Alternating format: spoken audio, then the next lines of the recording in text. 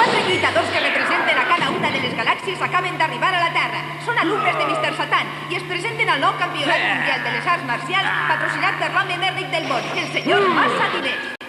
Segons pareix, els combats ja han començat, senyores i senyors. Esta és la primera volta que veig extraterrestres de veritat. Estic impressionada. Unes paraules a la premsa, senyor Massadinés. Quina ha sigut la raó que l'ha empentat a organitzar un campionat d'arts marcials tan impressionant? La veritat és que m'he deixat convèncer pel meu fillet. És un regal d'aniversari. Dòlar acaba de fer 10 anys. Pare, estàs segur que els extraterrestres participaran? Ja ho crec. I serà un combat en directe entre lluitadors terrícoles i extraterrestres. Et deixaré que el vegis des d'una tribuna especial.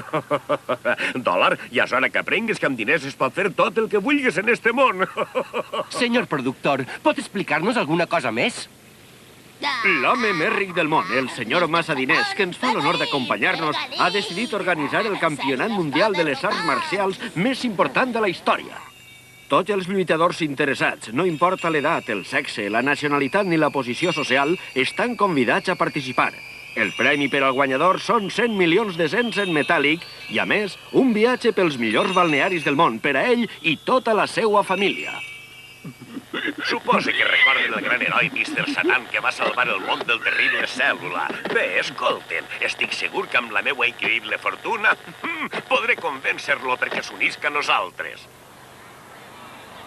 De manera que el guanyador lluitarà amb Mr. Satan.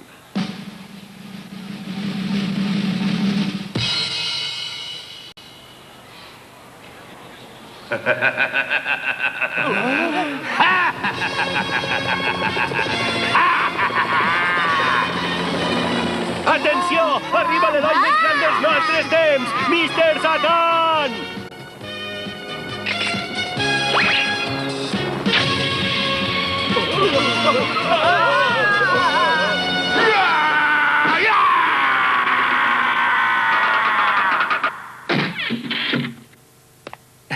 Ostres!